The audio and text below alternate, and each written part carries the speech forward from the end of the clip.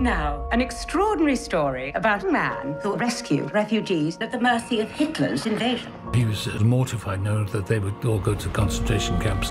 So he decided, heroically, without any fanfare, to rescue as many as he could. James, when did you first discover Nicholas Winton's story? My second ever job in the industry was as a trainee researcher on That's Life, on the very program, the BBC show that eventually brought Nicky Winton's story to the world. It was this old man who had saved my life and that of hundreds of others in the Second World War. And your first thoughts upon seeing it that first time, what did you think? The power of human emotion, and also just honestly the power of human spirit. What do you think it is that motivated Nicholas? What drove him? He saw children that needed help, needed saving. He saw something that needed doing. But instead of going, the problem's too big for any one individual to solve, he started off and did what he could. Hence the title, from the saying from the Talmud, you save one life, you save the world. I have seen this, and I cannot unsee it. And because I may be able to do something about it, I must. The casting, incredible. What was it like? How did you know that you wanted Sir Anthony Hopkins and the rest of the cast? How did that all play out? The first thing with Sir Anthony Hopkins was that he was the condition set by Nicky Winton's daughter for giving up the rights of the film. Do you ever think about the children and what happened to them? And Helena has such an indomitable spirit. She was just perfect to play the ally, the door kicker in 1930s London that she does so well. Nicky, you must know we cannot save them all. You have to forgive yourself that.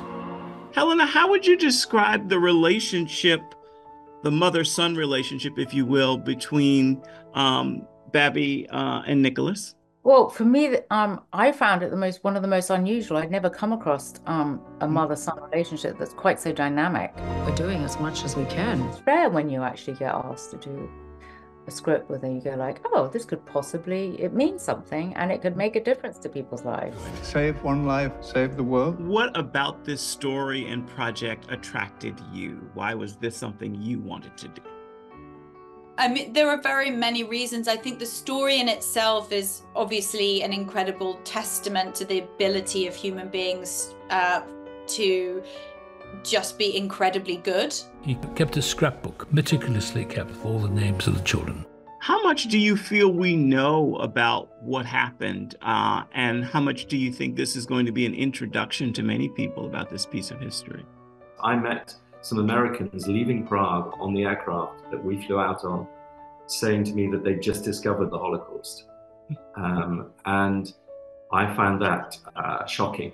So if we introduce people to that bit of history and a crucial piece of our modern history, and we understand what that means for humanity and the lessons we should learn from it, then that's vital. We are working to evacuate these children. Humanity has the capacity to be incredibly good and incredibly brave and incredibly modest and kind. And it feels like a gift to remind people of that. So I just hope that as many people as possible see it. He was extraordinary and he was effective and he made change and his heart was in the right place. And he really needs to be known just to help everybody else feel not totally in despair at this time when, frankly, there aren't enough heroes. It's not history, it's present. Some people have talked about this as being a Holocaust movie. I like to think of it as being that and different in that it is uplifting. I hope that an audience will come out of the theatres feeling they've seen what one individual can do. They've seen the power of human survival. Can I ask, is there anyone in the audience tonight who owes their life to Nicholas Winton? If so, could you stand up, please?